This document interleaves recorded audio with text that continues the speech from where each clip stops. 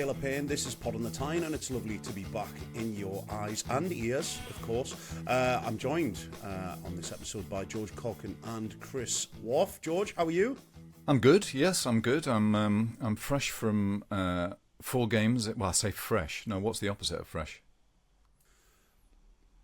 Not stale. Fresh. I'm stale from good. doing 4 games in 4 days at the start of the season, and in fact, that is now 5 games in 6 days. 7 days. 6 days? 7 days.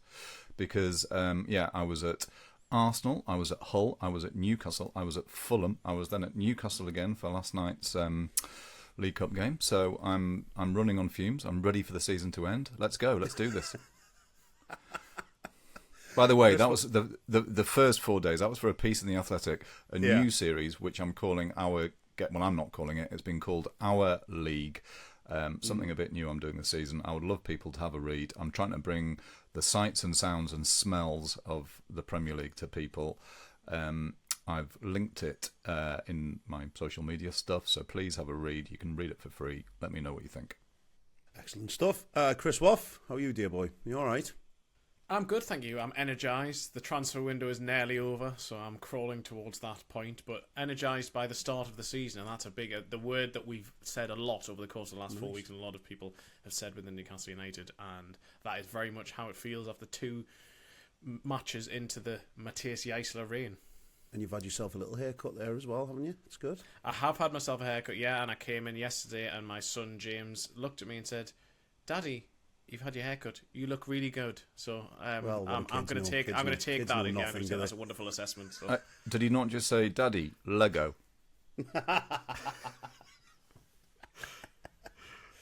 Oh, lovely stuff. When are you getting it finished, Chris? Are you going back today to get the rest of it done? I ran out of money, so. Excellent. Right then, chaps, should we dive into some headlines? Let's do it. Why not? Right then, Nico Gonzalez joins with more to follow, Chris. Yes, Nico Gonzalez has joined from Manchester City, Newcastle's most expensive signing of the summer window, the first they've made intra-Premier League as well, around about £48 million, initially rising to potentially 52. He comes into midfield. He's the player that Jaisse wanted. Newcastle are also trying to sign a forward, at least in one position, and that could be Matthias Fernandez Pardo at Lille, although that's a very complicated deal and there are other irons in the fire. Barnes and Baz, Baggies beaten, George. Nice alliteration there. Thank you very much. Yes, Newcastle United's first victory of the season. It's in the Carabao Cup. They beat Championship West Bromwich Albion at home. High-flying West Bromwich Albion. They had to do it the hard way, conceding a penalty to Isaac Price, but Toure and Barnes get Newcastle the win. It's a good moment, some minutes for a few of the other players, and they're into the next round where they will travel to Millwall. Ooh, look forward to that one, Chris. Ooh. Training ground location found, Chris Waff. Yes, we did a little insert into last week's main podcast because this just happened just as we were about to publish, but Newcastle United have secured the site that they want to build their new training ground on. They hope to be in by the 2029-30 season. They're hoping to invest about £190 million into a stadium they believe will be world-class, and it's at Woolsington Hall, close to Newcastle Airport, where a lot of the players live nearby, and it was also something Sir John Hall had purchased in '94 and initially had seen it was going to be an academy for Newcastle players. Instead, in the future, Newcastle hope that they're going to get planning permission, which they're going to apply for early next year to move in to the site in 3 years' time. And finally, Sand No Tottenham. Headlines reach new low, clearly. I don't want any complaints about that. I want to distance myself from that. No. I want to distance myself from that massively. Headlines reach new low, but another reunion beckons, George Corkin. Will it be as torrid for Alexander Isak? No. I mean, I've got that wrong, haven't I? You have. Will it be as torrid for Sandro Tonali as it was for Alexander Isak for the Liverpool match? Yeah, Newcastle's second league game. It's away to Tottenham. Tottenham was stuffed 3-0 by Brentford on the first day of the season. Tonali played, didn't look very good. They've subsequently beaten Charlton 5-1 in the Carabao Cup, but Tonali didn't play. Will he be applauded by Newcastle fans, the £100 million man? Will he be called the C word like Alexander Isak was? Will he be compared to a small rodent as Alexander Isak was? Tune in and find out. Will he bottle taking a penalty like Alexander Isak did? Yeah, exactly. Yeah. Right then, let's move on, chaps. The transfer window closes on September the 1st, and Newcastle are expected to be pretty hectic in these final few days. We'll come on to that, but first, Nico Gonzalez then, £48 million midfielder, 24 years old, signed from Manchester City on a long-term contract. What can we expect, Chris Wolf? What we can expect, theoretically, is somebody who will bring control to the base of Newcastle's midfield throughout the entire Eddie Howe era. There wasn't really an out-and-out sort of defensive midfielder signed, or wasn't the priority. Howe spoke about not really playing with a defined number 6, as they're now termed nowadays, but Jaisse plays with 2 in his 4-2-3-1 formation, and he likes one of them to be someone who's both a ball player but also physical and able to get around the field, and that's exactly what Newcastle think they've got in Nico Gonzalez, who I'm told I have to refer to as Nico on the second mention, which is something I'm uncomfortable with, but apparently is how he is referred to at second mention. So I'm going to do that. He is a bit of a metronomic passer in many ways. I've got a stat for you from Opta that since his Premier League debut in February 2025, which came against Newcastle and he destroyed them, only Rodri, with 87, has made more successful passes per 90 minutes in the Premier League than Nico among midfielders. So he is 68. Now that's partly because he played for Man City and so playing in a team who dominate the ball, but also shows that sort of style that he has. And he gets the ball and he uses it. He isn't. I think what Newcastle want to bring out of him is to almost be a bit more ambitious in the way that he passes. But what he is very good at is possession keeping and sort of keeping the tempo going. But he's also physical. He's very good at getting up and down the field, not necessarily quickly. He needs legs alongside him, but he's very good at tackling. So it's a bit of a coup, this one. You get people on the Man City side saying, he wasn't good enough for Man City, and possibly not, certainly not getting in the side ahead of Rodri. Came into the period when Rodri was injured and then didn't get that much game time. Seemingly Enzo Maresca has come in and has decided he wants to take things in a different direction. But he's 24. He's someone who can still enter his prime, whereas when Newcastle were looking at sort of Pierre-Emile Højbjerg and João Palhinha, they were players who maybe were slightly past that and would have brought that leadership. I think that Gonzalez, or Nico, sorry, is more experienced, but in a younger capacity. He has played in the Premier League. He's come through Barcelona's academy. He's played at Porto. He's then played at Man City. So a very good player in that regard. And Newcastle have referred to this one internally as Project Speed, which, George, would you like to explain where that comes from? Well, it's not to do with his pace. No. I think that's fair to say because a la Bruno, he's not the quickest around. But it's I think it's more of a dad joke, really. Project Speed, Speedy Gonzalez for listeners, viewers of a certain vintage. Right. Andale. So yes, they called it that, which is quite fun. By the way, now that we're on second mentions, I'm just going to refer to Chris as Woff throughout the rest of this podcast. I'll not call him Woff. I'll not stoop as low as to call him Woff. Lovely. Yes. He's going to be plugging that gap that Bruno Guimaraes has left behind, George, and what a gap that is to plug. It certainly is. Big shoes to fill. I mean, just one little digression. It's nice for Newcastle to make a signing who's beyond puberty. So that's good. 24 years old. Yeah. But I mean, I think the quite important thing is that he has played in the Premier League. He's made 36 appearances for obviously a very good Manchester City team. He knows the division. That's not going to surprise him. So theoretically, hopefully, won't need bedding in. You know, you can't necessarily say the same for all of Newcastle's other signings this summer. And yes, he is that player, as Chris said, who will be looking to sort of dominate that midfield, pass the ball, set the tempo. Newcastle need that. They also need that. They need that experience. So that's good. And I actually saw him. I saw him in the chairman's suite just before the game against West Brom. He was brought in to say hello to people. There was a lovely moment. Alan Shearer was taken over to meet him, and Shearer said to him, you know, the first thing you do, make a tackle. Everybody here will love you. Really nice. And Nobby Solano was there too. Newcastle are doing a new thing this season, which is they're welcoming in former players into their chairman's suite, really trying to make a fuss of them. I thought that was a really lovely touch. And yeah, seeing that generation, the new generation, talking to two players who've obviously seen it and done it for Newcastle was a lovely moment. Just on the plugging the Bruno Guimaraes gap, I just want to make clear that he's not a sort of necessarily a player in the Bruno mould. He takes that position in the squad to a certain degree, but whereas Bruno was very much he was a creative force, he had that strong personality as well. He would drive the team forward in that regard.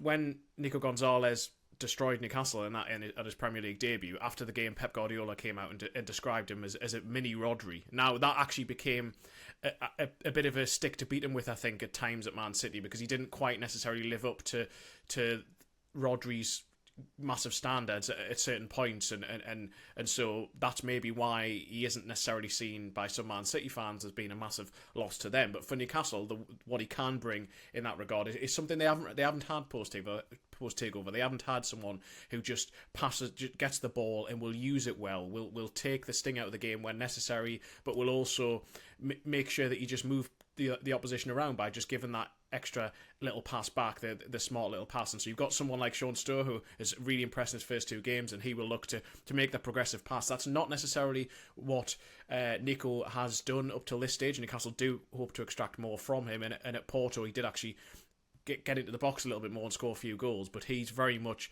going to be in that deep lying position. And when George mentions the fact that he has Premier League experience, this is the first intra-Premier League signing, as I mentioned at the very start, Newcastle have made this summer. They have gone for other players in the Premier League and haven't necessarily got them. But I think that as alongside the sort of age profile, the two players who Newcastle have signed since Jaisse have come in are both 24. So they've done the really young player signing up until this point. 4 of the first 6 were under the age. Were under the age of 20. Whereas now Dedic is there and really impressed in his first 2 games. And then also you have Nico, who should slot in there and be a lot expected of him immediately. I think that idea of it being a coup as well is actually sort of quite important. Yes, it's Premier League experience. Yes, slightly older. But also that feeling of Newcastle have gone out and bought somebody that people know, people already know, they know about him, and this feels like a big deal for Newcastle. And so it also sort of provides them with a bit of that, forward momentum, good performance against Liverpool, a win against West Brom in the Cup. Nico comes on and is paraded in front of the crowd. I think that's like really good. That felt deliberate to me. They haven't done that.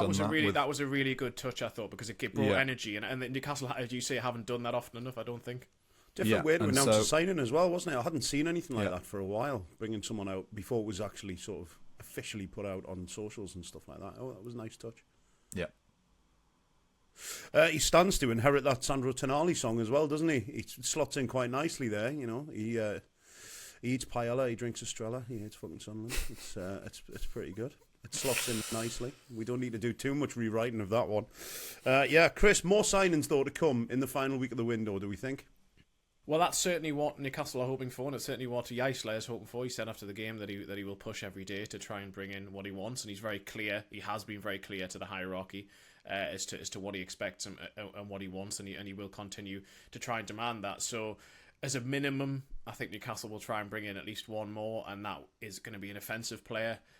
And what exact position, I think, just depends on who they can actually go for. I don't think all of the players they're looking at are necessarily, all of them are left wingers or all of them are number 10s. There are it's a variety of different attacking profiles maybe that Newcastle possibly that they'd like to do multiple, but probably can't do multiple or won't be able to pull it off. So instead, it's like, can they do a player in this position? If not, can they do one in that position? Rather than really go massively far down the list to sign a player they don't necessarily want. So Matias Fernandez-Pardo is someone they've liked for a long while. Eddie Howe really liked him.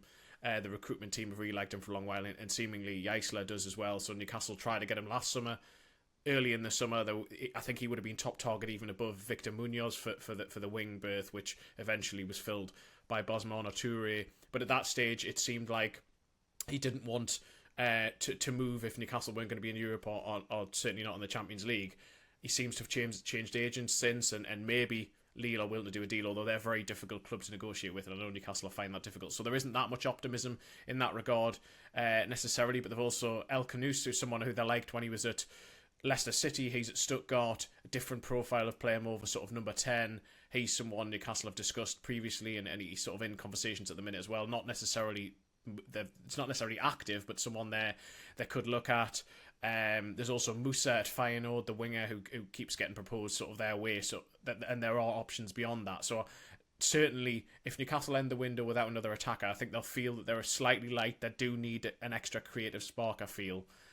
But it feels like the Nico signing has given them a little bit of momentum. Just one side note as well on Nico. There's been a few different sort of fees floated as to exactly what it is, and very similar prices, but like sort of £1 or £2 million either way for the initial fee. And I think part of the reason behind that is apparently Manchester City do all of their business in euros.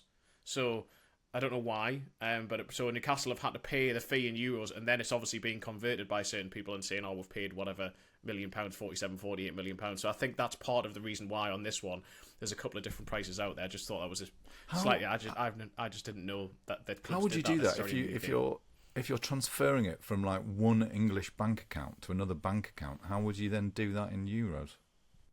Very good question. I've got the mental image of somebody from Man City just going down to the local bureau de change with armfuls of. Can you sort that out for us, mate? Can you change that into British for us? Just down the local Asda, the little kiosk that they have. Anyway, George, Newcastle have brought in a lot of money this summer, haven't they? They've recouped a lot of transfer fee, but they've also spent a lot. Are they in any danger of hitting any kind of difficulties when it comes to UEFA?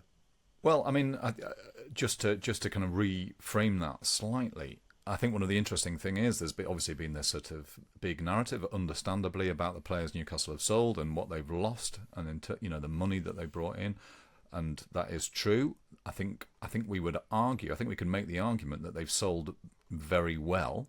I'm talking in terms of how much money they've brought in. It's obviously it's what they do with it that counts. We saw last summer those two things don't necessarily go together, but they've sold well. They sold very efficiently with Tonali and Gordon. It was obviously a bit more difficult with Bruno, but if you take those three together, I think they've done very well. But yeah, now there is a different part of that story, which is that they've also spent a lot of money, and they've brought in young, ambitious, talented footballers with a lot of potential who actively want to be at Newcastle. And I think it's important that that story is highlighted too. It's asking a hell of a lot for them to be as good as Bruno, to be as good as Gordon, to be as good as Tonali. All those players could be. But we also know that those players didn't want to be at Newcastle anymore. And so, I think that's just an important part of the story. And yeah, I think, one that deserves to be told. If we retreat back a little bit, the Gordon sale, which was, £60 million, was it, Chris? It was €70 million, yeah. So you do your business in euros as well. That's really... Well, whatever. You do your business in euros. I do it you do it in sausages, probably. I don't know. But like the whole idea of that was, and really, quite galling and quite alarming, is that Newcastle had to do that deal to get compliant. So it didn't touch the sides in terms of bringing money in to reinvest. So they sort of had to do that. Once it became clear they weren't going to be in Europe and were moving out of the Champions League, losing that Champions League revenue. The Tonali deal, the £100 million, gave them the licence to refresh the squad. They didn't need to do the Tonali deal, but if they wanted to refresh it, reset it in the way they wanted, it made sense. And then, I don't want to call Bruno a bonus because it was never part of the plan to sell Bruno. They wanted to keep him, but bringing in that revenue, gives them even sort of greater leeway.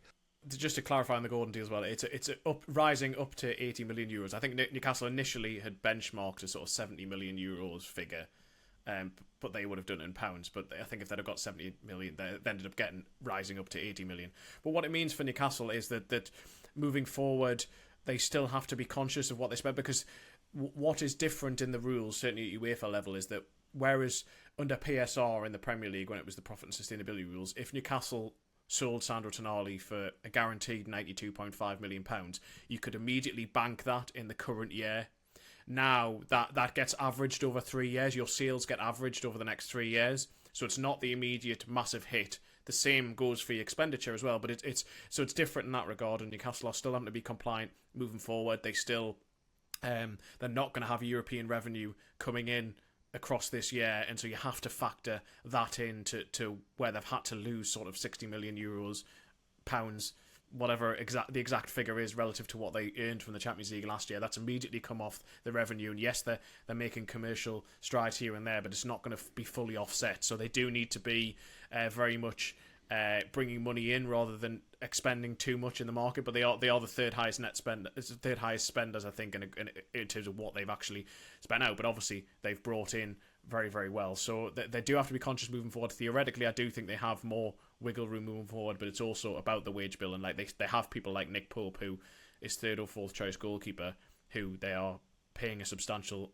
amount for, and if they can't move him on, they're going to be still paying that. They're paying a lot of the wages for Odysseus Vlachodimos out at Sevilla, so you have to remember all these sort of things as well. The factors are in there. So yes, I don't think Newcastle are. They're very conscious that they're not going to breach moving forward. So I think that they aren't going to try and overstretch themselves. They have their plan, and they're going to stick to it where they need to be financially. And finally, another new signing broken by our Chris. This one, a new doctor identified to replace Paul Catterson. Yes, so Newcastle are bringing in Dr. Naheem S. Ali from Brentford. He's currently on gardening leave there. He may be in place at Newcastle as soon as possibly next month. Dr. Paul Catterson is moving on to the Premier League. He's currently serving his notice period. Sources at Newcastle say that he is still contracted until around November, I think. Whether once Dr. Ali arrives, whether Dr. Catterson, the long-serving and highly respected club doctor, whether he's allowed to leave for the Premier League at that stage, remains to be seen. But yeah, Newcastle think that they've brought in someone who can succeed and follow the role of Dr. Catterson, because we know how important the medical department is at any Premier League club.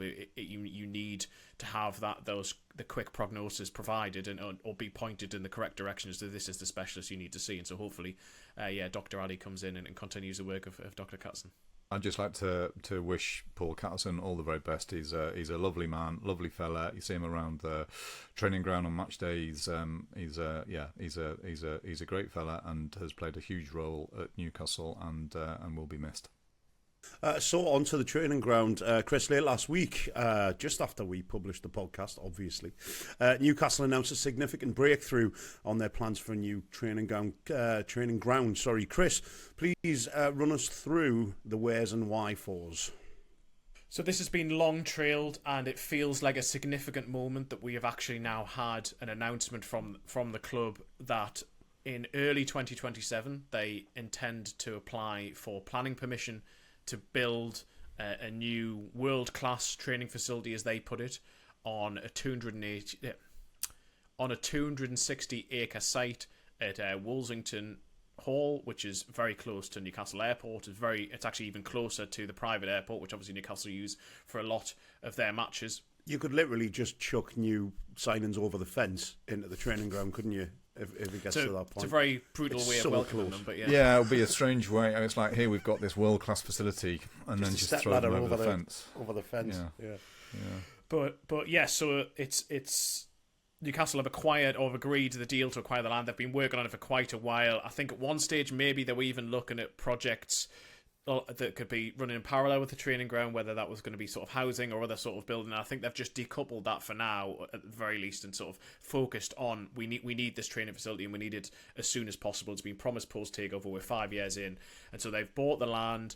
They haven't finalised exact plans, which is part of the reason why they haven't gone to planning yet. They have a grand idea of what they want to build. I was at the current training ground last week alongside other journalists after we played a very low quality media match, and saw the £10 million extension to the current site, which Newcastle have put in. But while we're going around, we've also shown a sort of scale model of the site and what Newcastle may hope to do with the site in the initial phase. And so the initial phase, all in, it could cost around £190 million. In the initial phase, Newcastle will certainly move in the first team, and they will have a big first team training centre, which is going to be a far larger footprint than they are currently on.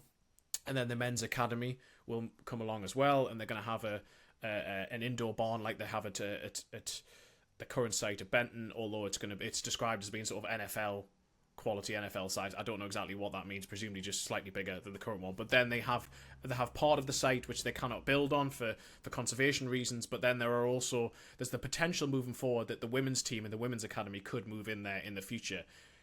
They've given themselves the capacity to do that, but at the same time they also are going to retain the Knoxes as the current training ground, which, as I say, they've ploughed millions into. I think it's 30 million over the course of the last few years, and they have top class facilities there. So could the women's team move in there even temporarily beforehand? They're giving themselves sort of optionality, is the word that they like to use on these sorts of matters. But the idea, the hope is that Newcastle will be in by 29-30, the start of that season. Which would run in parallel with the Knox deal they have, the sponsorship of the current training ground. I think that's just a nice sort of... It wasn't necessarily planned in that regard, but it just has fit nicely. And yeah, they're going to start consulting with the local residents in Woolsington and sort of explore through their plans. And the exact specifics of what they do in each of the buildings, there's a country house which has been fire damaged, other derelict buildings which they're going to convert and want to restore. They're still deciding the exact... what exactly they're going to do with each of those. So some of them could be a hotel or an on-site accommodation for players. It could be like a daycare nursery for players with families. There's various different options they've got for them. Obviously a media centre at some stage, but it's very, very exciting that rather than this just be something theoretical Newcastle talking about, this is the first actual announcement we have of them. We want to have spades in the ground at some point in 2027 because we are going to go for planning permission in early 2027. We've got a quote here from David Hopkinson as well, who says, "Our proposed complex will create the world's best performance environment for our teams. We will preserve and enhance a historic estate, be a great neighbour." The COO, Brad Miller, as well, said this is a homecoming for Newcastle United, given Sir John Hall's initial vision for the site in the 90s. A huge optimism then, George, but both of those men made mention of a rigorous and thorough planning process. Why is all this stuff so important? It's existential, it's massive, it's the great leap forward, it's the thing that we've needed to see. I can take you back to the first day post-takeover, or the day of the takeover, talking to Mehrdad Ghodoussi, talking to Amanda Staveley in Jesmond Dean House about what was going to happen next. And Mehrdad said, oh yeah, there'll be a new stadium, there'll be a new training ground maybe 4 or 5 years away, so you don't want people to get sort of too excited initially. That's how long it'll take to do. Well, we're 5 years in, and the training ground still hasn't happened.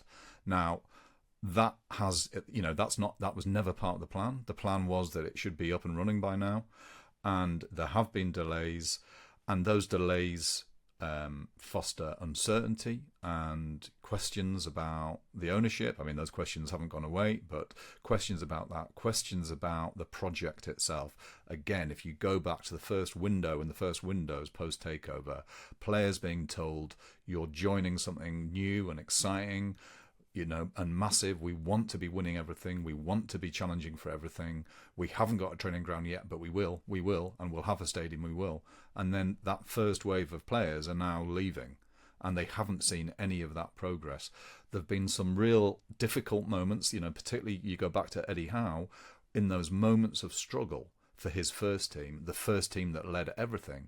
He hasn't been able to point to his players, okay, right, we're not where we want to be at the minute, but look, here's this training ground coming along, stick with the project. He's not been able to say, okay, we're not exactly where we want to be in the league table at the minute, but you get paid the best out of any players in the Premier League. He's not been able to say, this is an elite environment, this is the best environment. And, as I say, that, and as Woff put it, like the training ground where they are has got better, and it is like much better than it was, but it's not the best, and it's never been the best. And so this idea of Newcastle being an elite football club has only ever been a theory. They've managed to be an elite team in moments, in winning a trophy and getting into the Champions League, but because they don't have an elite environment and because they can't pay elite wages, they can't compete like season after season after season. So this is like hugely important. And like when that first spade goes into the ground, it's like this, it's like, okay, this is actually real. This is happening. So it's not to kind of denigrate what actually has happened around the club, because there has been a lot of stuff and it has been important, but this is proper existential stuff, really important. Just quickly on that, like the things that George mentioned there. So the improvements they've made at the current training ground, like now they have the the latest extension. They have like a massive gym now. They have a huge player dressing room, which is essentially like an NFL size one as well. It's absolutely massive. But then they also have added, rather than the jokes about players recovering in wheelie bins, they have and have had for a few years a sort of hydrotherapy pool and an underground treadmill, underwater treadmill. Sorry, but they're gonna have the idea is underground treadmill. Really difficult to pull one of those off. Yeah, absolutely. But the idea is that the new training ground, that they'll have like swimming pool sized facilities in that regard, and all of these things, rather than bolt-ons as it is now, where it's very difficult to get the flow and be purpose built. This is going to be a 268-acre site. Now, as I said, part of that they can't build on because it's for conservation reasons.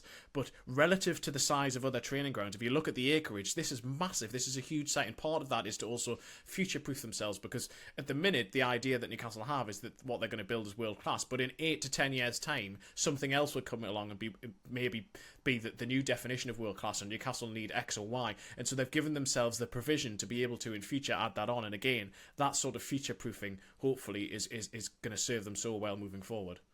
As a fan as well, I think it's nice to finally have something to grab hold of. You know, I think I've been talking about this for a little while on the show, and I think we've needed to see some kind of development here, and I think it's nice to finally have something tangible that you can look at, that you can talk about with other people and get a little bit excited about. Because I think, honestly, some of the conversations I've had over the last couple of months, people have been worried. People have been genuinely concerned about where is all of this, you know, all of this infrastructure, and when is it going to appear. And I think it's nice to have this finally to kind of, you know, as a starting point at least for that conversation. Well, I mean, you made the point about the planning, you know, rigorous planning process and all of that kind of stuff. And so this, you know, the diggers haven't, you know, started their work yet. But yeah, this feels, it's belated. It's been necessary. Go back again to the start. Amanda calling the training ground disgraceful, and you know, all of that they inherited. If you're trying to be the best, you've got to like be able to show it off to people. You've got to like make players, athletes feel like they're surrounded, and you know, it's you're asking them to be elite. Well, you've got to give them elite facilities, and yeah, it's about time that Newcastle off the pitch caught up to what the team has done up to this point. Of course, it's a very new team now, but like, you know, if you want to be the best in the world, you've got to give people the best facilities. Just a preview of some stories which will come up at some stage as well. I imagine we'll get stories about newts or badgers or owls and the conservation that Newcastle need to go through to move forward for training grounds. It always happens whenever there's a big build set. So I'm just giving you an insight into what we'll have along the way, I am sure. Bats as well. I think bats are a big one, aren't they? Yeah, definitely. All this stuff is important. So there's I wasn't saying that. Yeah. I wasn't saying it isn't important. I was just sort of saying that is, when you say the rigorous planning process, these are the sort of things that are going to come along the way. Yeah, absolutely. Right then, 2 games unbeaten for Jaisse. I can't pronounce his name again. I did all right. I started off, got it nailed down, and now I've regressed and I've gone back over. 2 games unbeaten for Jaisse Ball. New signer Nico Gonzalez was introduced to a full house at St James's Park before kick-off on Wednesday. The game, ultimately, a fairly comfortable win against an informed Championship side. And Newcastle are into the 3rd round of the Carabao Cup. I'm not sure if I'd call it comfortable, Chris. Would you? Yeah, I'm not sure. It was... Newcastle were deserved winners without a shadow of a doubt, but there were some uncomfortable moments. So I wouldn't say that it was not my kind of comfort. No, definitely not. I thought that again for the second match. What's going to be great this season? I think Newcastle are going to be exciting to watch. They're probably going to be tear your hair out moments, but there's also going to be thrilling moments in attack in particular. The way that they throw bodies forward, the way that they swarm to try and win the ball back, the fullbacks overlapping, the introduction that Amor Dedic has had to the Premier League and then the Carabao Cup English football basically has been exceptional. I think he's started really, really well.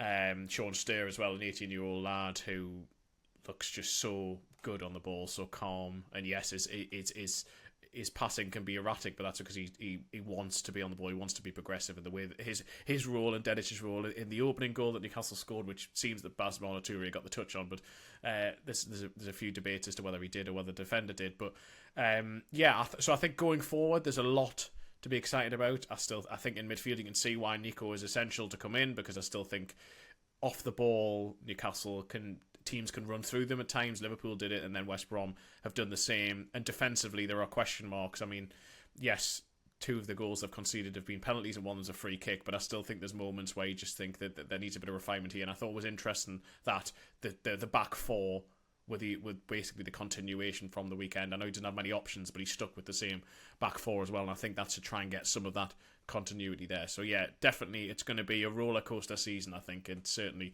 watchable in that regard.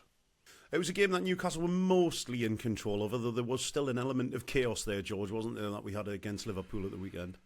Yeah, I mean, again, just a sort of general observation. I didn't think Newcastle started with enough urgency, and it was like sort of wanting to see a little bit more of that. And of course, it wasn't a great start. But the thing that I found really encouraging was that urgency did come, and again, Jaisse made good, aggressive substitutions that made the team better. I thought that was interesting too, seeing the team peak towards the end of the game, as opposed, you would have liked them to have started sort of properly on the front foot, but they ended very strongly, which I thought was good. And yeah, he made 6 changes. He had to give minutes to some of the other players. It's against a championship team, albeit one who've started the season very well. He was able to rotate. That's going to be important moving forward, giving some minutes to other players, and some of them certainly took their chance. Chris referred to Stur's erratic passing. He also specialises in erotic passing. I'm looking forward to seeing more of that. And yeah, Dedic, like a fullback who arrives. You know he's worked with Jaisse before. But there's that feeling of, okay, well, this is a kind of a bit of a desperation signing in the sense that they've just got to bring in a full-back. Tino Livramento is the first choice at right-back. Well, he's kind of changed that narrative a bit so far. I mean, just brilliant he was against West Brom. I mean, so good against Liverpool for, debut with minimal training time with his new team. But, God, yeah, proper marauding full-back play. The cross for the first goal was sublime. Oh, just brilliant. Excellent. Yeah, just brilliant. Yeah. 2 assists from him. The goal to make it 2-1 as well. A nice little corner routine. There's been some changes in the set pieces. And Harvey Barnes, a little bit more decisive than others in the resultant melee. Barnes had the initial shot and then charged into the box to finish off Chris. It was good to see that. Yeah, and I mean, Barnes he's such a curious footballer. His stats are fantastic from a goal-scoring perspective. He does this so often when he comes on in matches, and he has sort of game-changing contributions. Against Liverpool, I thought that he worked very hard, one of the hardest off-the-ball performances I've seen him contribute to Newcastle, but on the ball I didn't think he was necessarily great, didn't use it that well, and it's those sort of moments whenever you think he's going to kick on, whenever you think that. But it's harsh in some ways, because if you just look at what he does actually contribute in goals, but I do always expect more from him. But I think he's one of the senior players in the squad. He hasn't necessarily been considered a leader before, but he perhaps is stepping up in that regard. He seemed very vocal when he came on as well. He was talking to his teammates, telling them where to be. And so, yeah, another very, very important contribution from Barnes, because yes, he pops up with that one and then gets the eventual winner as well, which was another very good move. Started by Voldemort nicking the ball. Wissa gives it back to him. Voldemort runs upfield and then play down the right, and then eventually Dedic with another good ball in it, and Barnes finishes. So he is Newcastle gave him a new contract over the summer, and hopefully he's starting to repay some of that faith, really. But just very quickly, he came on for Toure at half time. I thought Toure was poor, actually. I mean, I know he got that goal, but I didn't think he played well. So what do you want in that circumstance? Well, you want to set those. You really want to set those standards, and if someone's not doing it, you replace them, and you want the person who comes on to put their own marker down. Yeah, I agree with what Chris said about the Liverpool match, but I thought he was then excellent when he came on. He did that thing that you want Toure to do. He was direct. He got forward. He's looking to do stuff. Yes, it's against West Brom, but yeah, no, I thought that was really good. And yeah, again, another one of those substitutes who came on and made a difference. Another little hiccup from Lewis Hall, George. Was unlucky, wasn't he? Obviously, he gave the penalty away at the end of the Liverpool game, and it's happened again. History repeating itself last night. Yeah, I mean, from where I was, it was a definite penalty. I mean, I think, you know, you're raising your hands like that. He was quite a long way away from the ball, so I don't think there's any doubt that it was a penalty. You know, these things happen. Hopefully, that's now stopped happening.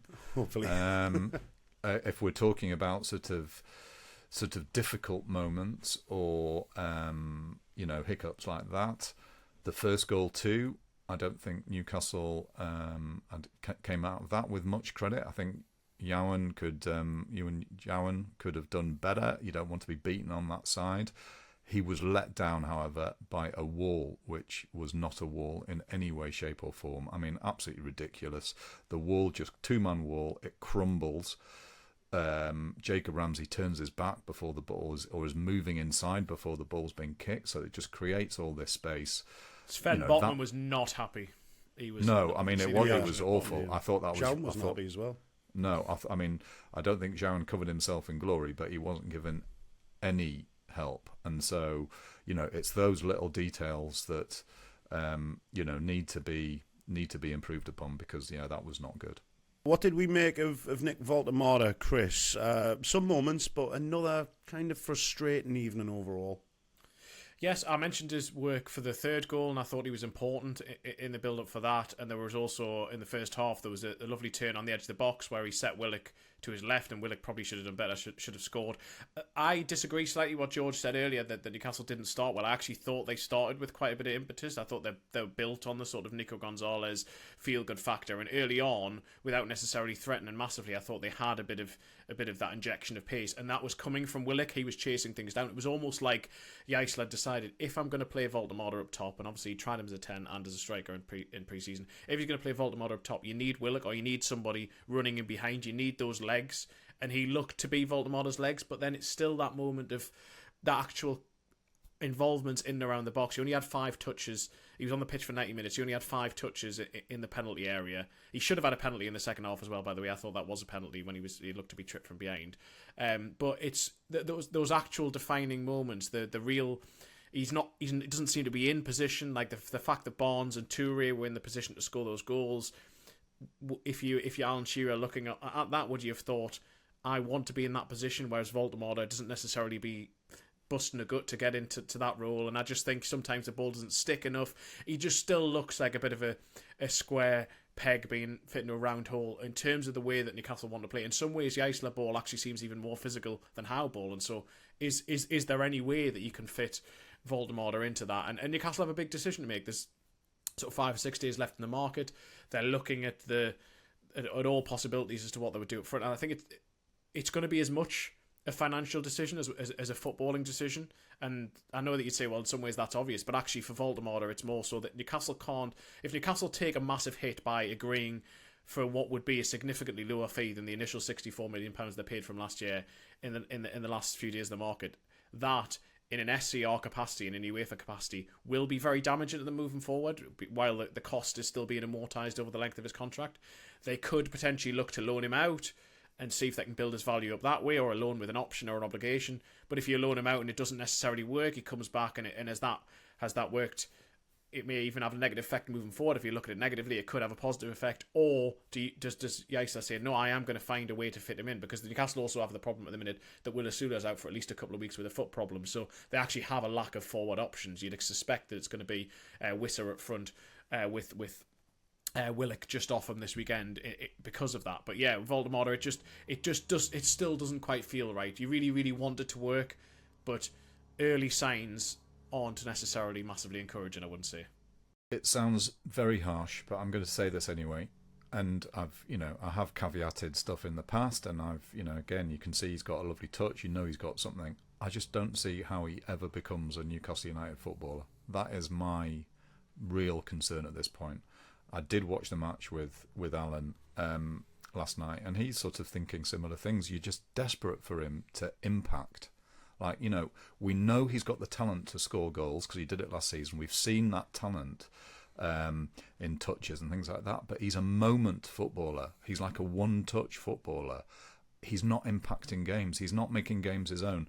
It's really unfair to make this comparison. I know he was playing as a kind of number 9 against West Brom, but I was at Fulham Chelsea on Monday night, and Cole Palmer played in that number 10 role. And Cole Palmer didn't go at the World Cup. Walter Marder did go at the World Cup with a very average Germany side, but like the way Palmer impacted that game in that deeper position, he's like unplayable. Absolutely unplayable, brilliant, involved all the time, wants the ball, can be physical, can dribble with the ball, can ghost with the ball. I look at Walter Marder sometimes and I think, you could do those things. But, so, like that goal record he had last season was really good at the start. And it was like, okay, well, if you're a forward, your job is to score goals. If you score goals, you can then forgive everything else.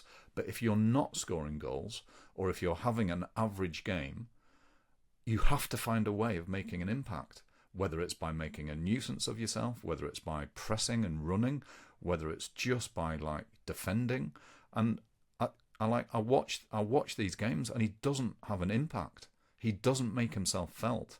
And I just think it's a real problem. And I would love Newcastle to find a way to integrate him and give him a showcase for his talent, because we know it's there.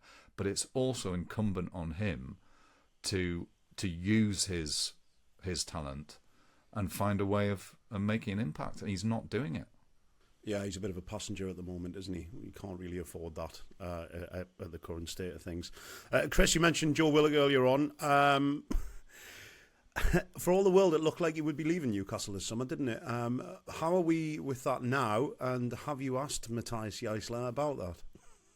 Well, if Eddie Howe was still in charge of Newcastle, I think that Willock would be leaving. And I think even after Jaisse first came in, the assumption was that he would be leaving. The goal against Liverpool has helped change that a bit, and also the fact that he has shown something different to the other midfielders, even who Newcastle may sign over the course of the next week. That running capacity that he has from deep, he looks fit. He hasn't had a full pre-season or a campaign over the last 2 years where he has been able to just be his full Chris. He looks exactly. Well up for it. He hasn't been at peak form and fitness for a couple of years. He looks back to that 27. He is at the final 11 months of his deal. Besiktas have been chasing him, but I think now he probably will end up getting a new deal. Now, just before I touch upon my exchange with Jaisse, I just wanted to highlight that Jaisse at the end of the match as well, and that was probably one of the highlights of the game as well, that Anthony Elanga had clearly been pulled back and fouled on the touchline, and Jaisse and his backroom staff were absolutely dumbfounded by that decision. But the whistle went almost immediately afterwards, and Bobby Madley, who had let's put it, a difficult evening as referee, I'll put it that way, Elanga was furious, and so Jaisse runs onto the field and calms down Elanga, and then proceeds to himself go across to Bobby Madley and make it clear that he thought that the decision was absolutely baffling. So it was almost like a do as I say, not as I do type approach, because we know how he's on the touchline. Can I just interject before you talk about your exchange? I thought that was interesting. It's something that I mentioned and we were talking about last night. That relationship between Jaisse and his players, it's very tactile. It's like when you see players come on, he's touching them, he's touching their cheek. It's like it seems like there's a very close relationship. And of course, he himself has said, like, his presence on the touchline is about showing that he's there with the team in those moments. Now, Eddie Howe had a very close relationship with his players, but it was sort of expressed differently. And I just thought those sort of early moments are kind of really interesting, seeing how those things are developing. On the Willock thing, again, we have to sort of remember what happened in the early days of Eddie Howe, that Sean Longstaff, suddenly felt love from a manager and was transformed from the player that, felt completely marginalised under Steve Bruce. You look at Fabian Schär, how he'd been jettisoned under Steve Bruce. And I'm not having a go at Steve Bruce, this just happens sometimes, and then Schär's still here and has just earned a new contract.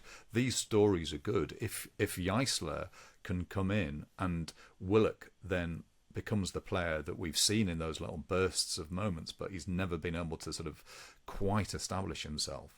That saves money. That saves Newcastle money in the transfer window. That's not a retrograde thing. Willock has got experience. He knows the club. Like, if you know you're going to get 1-2 really good years out of Joe Willock, keeping him isn't a negative thing. It's a positive thing, and a new manager can have that effect. Over to you, Chris. Yes, well, I think the official term for what happened to me is that I was Jaisse-led after the game. It seems that that Matthias Jaisse is going around the press room, and at certain points, as we've said previously, he's not someone who's going to waste words. If he doesn't like a question, or if he thinks he's already answered it, or if he believes that a sufficient answer is one or two words, then he will give that. So I asked him about whether Joe Willock was likely to stay now, and then followed it up by talking about Nick Voltemade as well, and Ollie is just about to play the exchange between the two of us. Joe Willock started again tonight. Do you expect Joe to stay beyond the end of the window? Pardon? Joe Willock, do you expect him to stay beyond the end of the window? And what about Nick Voltemade? Is there a chance that he could go, or do you expect him to stay? For all the players, so if you want to go now through all the squad, I expect them to stay. As we're talking today, but you know as well, football is quite complex and things can change from one day to the other. Clipped and Frosty. forthright, I think. Yeah, Frosty probably a good way of putting that there as well, yeah. Yeah. I wonder if in his welcome pack when he joined the club he got a little note that just said, Chris Woff will ask questions, you won't like them. Just make sure you get on his arse. Love from Eddie. Love from Eddie, yeah. Excellent stuff. No appearances for the academy players in the squad on Wednesday night, but we do have a little extra Tyne show all about the academy. Chris, would you like to explain that? Yes, so I spent time with people inside the academy, Steve Harper, the director, Robbie Stockdale, who's the under-21s lead coach, and then a couple of players as well who featured during pre-season, and Dylan Charlton, who's a left-back, and Henry Johnson at centre-back, and to find out really about the position of the academy in Newcastle 2.0, that we are in a position where Newcastle have spent a lot of money on players aged 20 and under, as you've said, and so does that mean the academy is redundant? Does it increase the importance of it? Where do they see themselves fitting into it? And I thought it was great to get their insight and to hear from them as to how they thought what seemed a really positive pre-season. A lot of young players did get opportunities. You mentioned they didn't play against West Brom, but they were in and around the squad. So yeah, please, if you want to listen to that and don't yet subscribe, please give it a try. If not, if you are a subscriber, then it should be in your feed already. We can develop them to a certain level, and then we must get that bridge right to first team football. There aren't many Louis Mileys who go straight through, so I think evidently Anthony Munday going on loan to Swindon is a good example of how we can expose people who've probably got a little bit of 21s fatigue, who need a new stimulus and a new opportunity, and maybe exposure to things that 21s football can't give them. You know, win at all costs on a Saturday at 3 o'clock. People are fighting hard to pay mortgages and put food on the table, and the win bonus is really a big factor in that Saturday afternoon football. It's getting them that exposure, whereas if they go and do well, then there is an opportunity to see if they're ready for our first team, which is a big ask. But if not, they've been developed to a level where we get a return on the investment and then can reinvest the money in making our program and processes better. Or whereas now, I think in 5 years it's evident that we've gone from an academy that couldn't sign anybody, and we've moved through signing young players from Port Vale, from Oldham, from Luton, from West Brom, Birmingham. Last year a boy left Liverpool to join us, and this year a boy's left Arsenal to join us, which is a real sign of the environment, the program, the player development model that we have, as well as the wider football club. I get the players at the back end of their academy journey, which I think the step that they've got to take from the 21s into any first team is the hardest they'll do. Because if I'm a senior player seeing this young boy come through in my position, I don't want him to take my place. So there's competition in football all the time. I would see it as a challenge. If somebody comes in my position, can I be better than him? And if I feel that my opportunity isn't here because of that, then where do I need to go to make a career for myself? I think that's the harsh reality of it. So to answer your question, yeah, it's dog eat dog. The final step for them from 21s into any first team is the hardest they'll ever make. And then the next step is staying there, and we need to prepare them properly for that. I know we've done bits and pieces about the academy in the past, haven't we? But this is a very different episode. I would suggest checking it out and having a listen, because it is really, really interesting. I enjoyed it immensely. Yeah, I listened to it yesterday. I'm biased, obviously, but yeah, it's just Chris has done a really good job, as has Ollie. It is one of the things that differentiates us, and yeah, just going sort of in depth with people at the academy, really fascinating. Some really interesting conversations there. Please have a listen. Right then, the draw for the next round of the Carabao Cup could be as many as 7 all Premier League ties in round 3. Liverpool Spurs. But Newcastle won't be one of them as we face a trip to Bermondsey to take on Millwall. That should be fun, Chris. I mean, part of me is excited and pleased because it is a new ground for me, but then the vast majority of me is sort of really terrified.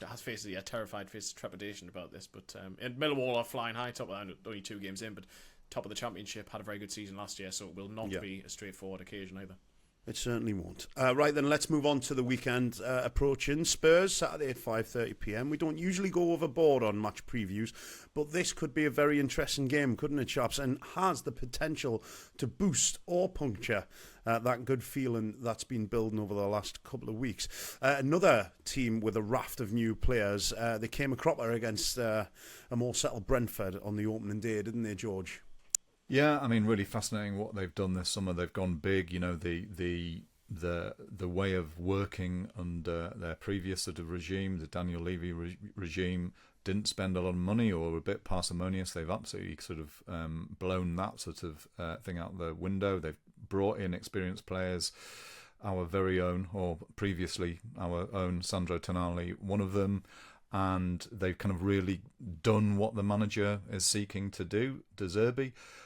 I mean, one of the fascinating narratives about this season is that sense of change and transition at the what we would call legacy top 6 clubs, big 6 clubs, aside from Arsenal, who suddenly look like the kind of, having been second place and bridesmaids and, desperate to win the title, suddenly look like the settled team, the team to beat. Every other one of those clubs is in a form of transition, like either with a new manager, a new permanent manager, starting their first season as in Spurs, and you just don't know what to expect from them.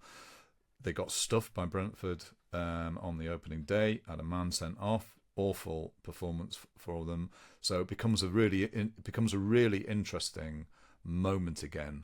Like we've seen glimpses of the new Newcastle against Liverpool. They've followed that up with a win in the League Cup. Can they go to a Spurs team who you'd have thought things would have been pretty optimistic a week or so ago? Is there nervousness at their stadium? Can Newcastle take advantage? Can Newcastle show on the road that sense of fearlessness that they did against Liverpool? And 2 more have joined from Man City since that Brentford defeat. Attacker Savino and perennial Newcastle wrecker Omar Marmoush. Interesting, Chris. 2 big signings, those. Chris has muted his microphone there, ladies and gents, and is currently talking away to nobody. Congratulations, Sorry, Chris. Nice to have you back. No, I enjoyed that, good, Chris. Thanks it? for that. Yeah. Moving on. Some of your most insightful chat so far, Chris. It was really good. Well, you don't like it. You don't like it when I slurp out my water bottle, so I tried to mute for that and then forgot to unmute.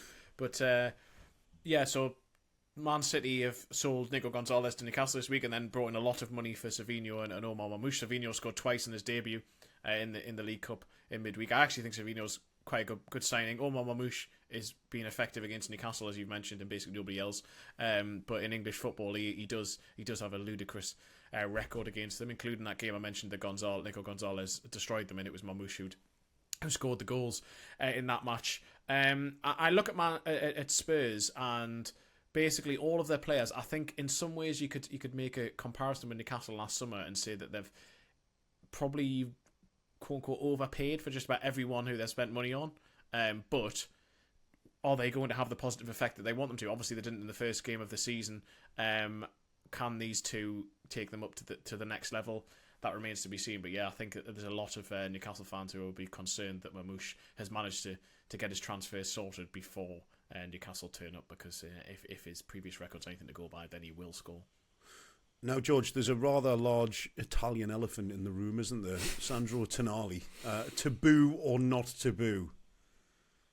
That's Taboo not taboo. Oh, taboo. Yeah. Well, how would you answer that? Oh, boo him like fuck. Yeah. Make it uncomfortable for him. Really get in his head, annoy the life out of him. He's gone now. I don't give a shit. I know he was part of that wonderful team that won the cup. Oh, brilliant. No, make it a nightmare for him. Make it horrible. Yeah, it's a very interesting one because he sort of left with barely a kind of whimper in a way, didn't he? And we know that he's this kind of cool character, a bit like Alexander Isak. I mean, obviously he didn't leave in the same circumstances, but there was always this sort of coolness to him. And I don't think we ever felt that we lost our hearts to him in the same way that we did to Bruno, perhaps, who like wore his heart on his sleeve and was like, that. But I think with Tonali, George, sorry to jump in, I think there was an air of inevitability about it anyway. I think it felt like he was always going to go, whereas I think with the other ones it was like, oh really? Oh, I didn't want Bruno to go. But you could also paint a sort of picture where we could feel really aggrieved about that in the sense of how much the club stood by him through that very long ban for gambling offences. He absolutely left the club in the lurch. Signing when he did, he was immediately then suspended for most of that first season, and the club went the extra mile in looking after him. Sorry. Now he talked about sort of wanting to pay that back, and Newcastle then win a trophy. That's the thing we've all wanted to see. He's a part of that team. He was sensational in the second half of that season. And maybe that's enough. Maybe that was enough, because it's it's kind of horrible to sort of say it out loud now, but he becomes a legend. Isak became a legend. Bruno became a legend. And so has he paid us back? Did he pay us back for that? I don't know. Maybe that's enough. But yeah, there was a kind of feeling of transaction about it, I think. And I was going to use the word transient, and it's almost been transient. And I think it's the same at Spurs. He's basically turned. I mean, it didn't get enough coverage really at the time, but when Newcastle went to AC Milan not long after he'd signed, and he basically said, "I didn't really want to leave here, and if I did leave here, I thought I was going to go to Real Madrid or Barcelona," and basically spent the majority of his time wanting to go back to Italy, and he's basically gone to Spurs and said the same sort of thing, really, that I've moved here for family reasons, but ideally we knew he wanted to go back to Italy. So I think in some ways I find it refreshing that he's sort of honest about that, but at the same time that doesn't endear him to you. No. To go back to the start of last season, again, I've told this story. It was watching a cup game in the pub in the Dolphin in London, meeting up with Newcastle fans. Ollie was there, and having a conversation with someone who says, I think Tonali's the best. I can't remember if it was the best midfielder or just the best player I've ever seen in a black and white shirt. And on that form in the second half of the season before, that wasn't an outrageous thing to say. He was just the way he scanned, the way he could anticipate, he knew the ball was already moving on before he's got it. Everything's progressive. He's got that energy, could sort of do a bit of everything, box to box, but he didn't live up to those heights last season. And, he was a long way away from that. I think now we have a better insight into why last season was so tough, particularly in the Premier League, because I think you've got a trio of big players whose heart wasn't in it anymore. I think that's a bit harsh on Bruno because he did keep going until the very end. But I think you're talking about that sort of narrative within the dressing room. And £100 million feels like a good price. Feels like a very good price for Tonali. So yeah, he will get booed, but it doesn't have the same edge as an Isak, does it? But no. The level of nastiness, I don't think, will be quite there. No. Fitness issues, Chris. Probably too soon for Dan Burn, I'm presuming. Well, Dan Burn used his programme notes before the West Brom game to suggest that he could be out until after the national break. He'd like to come back sooner, but so I think it's going to be a few weeks for the newly minted Newcastle captain before he actually does captain the side. Alaji Bamba didn't play on Wednesday, but as far as we're aware, no fitness concerns there necessarily. Same with Toure, it seemed that was more tactical or fitness related, but more building up his match fitness rather than not being ready. And Willisuda, as I mentioned earlier, at least a couple of weeks, that may even be towards the international break as well. So I think Wissa may play as the number 9, and whether that means Willock plays as number 10. Does Nico Gonzalez come straight into the team in midfield as well? That'll be an interesting call. He's definitely going to be in the squad, but whether Jaisse throws him straight in there, I think they're the most likely potential changes from that Liverpool team. Otherwise, I expect it to be the same lineup. Right then, chaps, just before we finish off, I'll say Pod on the Tyne will be on YouTube every week, but there's plenty more for podcast listeners as well, with matchday reaction shows and more. We offer ad-free listening via our subscription service, where you can also find the Extra Time podcast feed, which hosts exclusive special feature shows. All subscribers also get access to our Discord server, where there's lively conversation about the show and the football as well, of course. podonthetyne.supportingcast.fm is where you can pick up a subscription. Also, check us out on social media as well. Just stick Pod on the Tyne into any of your socials and you'll probably find us on there. Get in touch with us on email, podonthetyne@gmail.com. We always like to hear from you, and I think that is just about it. Thank you very much for your time, George Colkin. You're very welcome. Whilst we're doing plugs, we have to say we have another live show coming up in October at the Gosford Civic Theatre, so check out their website. Tickets are going very well, so you should do that soon if you want to come along. And thank you for listening. And thank you to Chris Waff, or Waff as we are calling him now. Waff. Second mention, Waff.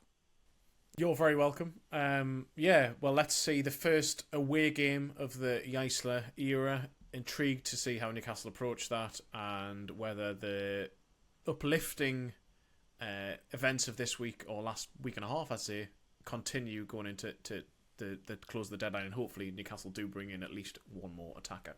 Hopefully. Thank you very much for joining us. From everybody at Pod on the Tyne, I hope you have a good week. We shall speak to you very, very soon. Goodbye.